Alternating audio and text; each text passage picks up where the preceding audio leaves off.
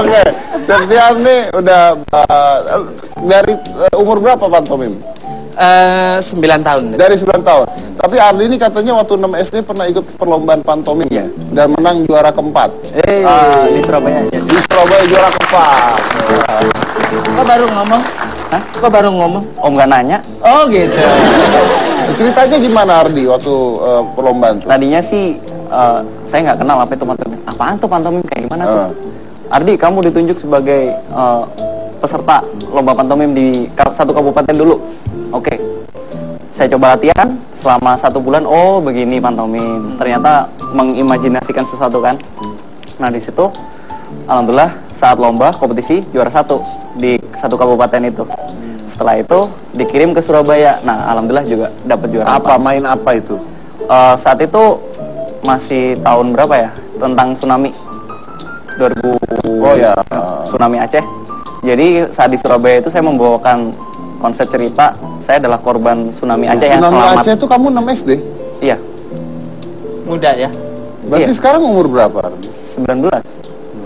Kita tua banget ya. Nggak beda jauh. Sama anak lo. Oke, Sam, kalau Anda ngeliat Ardi Dwiki ini gimana?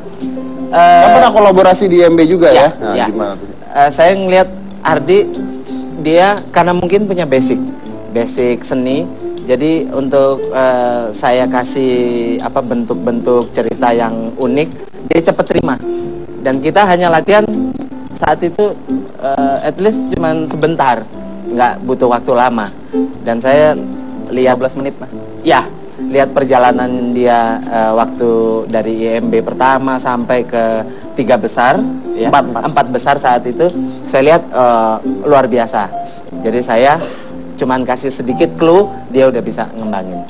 Memang baiknya semua dimulai dari sejak dini, dari sejak kita kecil, apalagi seni itu sangat membantu kehidupan kita untuk di masa yang akan datang setelah kita besar. Oke, dan Ardi dari kecil juga ya? Iya benar. Oke, jadi itu pandangan Septian bahwa Ardi oke ya berarti Yes. ya. Nah ini Septian nih, mumpung ada Septian ini kan sebagai senior ya. Kan kita kalau memang sudah di atas gitu ya. Ini kan banyak sekali masalah dan sebagainya. Saya suka banget sama Septian. Kalaupun ada masalah seperti apa, cara jawabin wartawan enak banget kayaknya. Enak banget. Berita bisa hilang sama Septian. Gimana nih kalau Ardi? Masukannya lah. Kan dia baru mulai nih. Ya.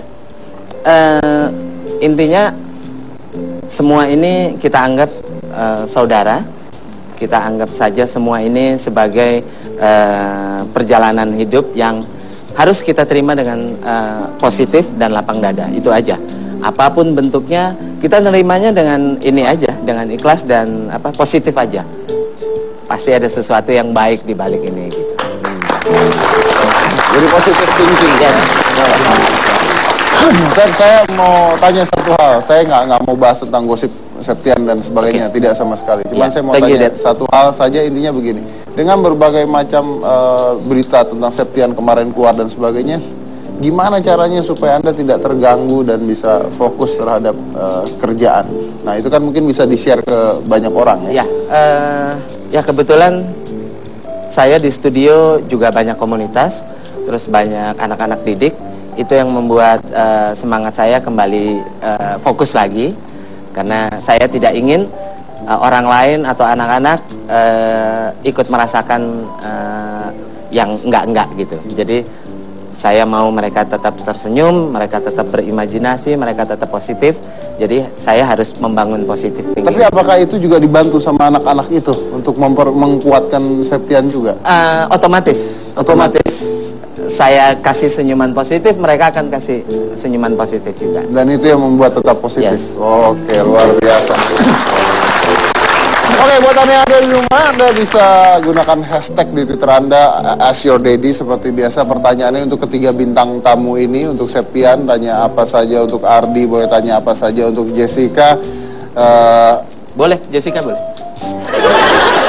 Ya, mau request lagu apa? Mau request lagu apa untuk Jessica? Ya, jangan mana-mana, tetap di Hitam Putih. Kebakaran! Kebakaran! Kebakaran! Kebakaran! Woi, kebakaran!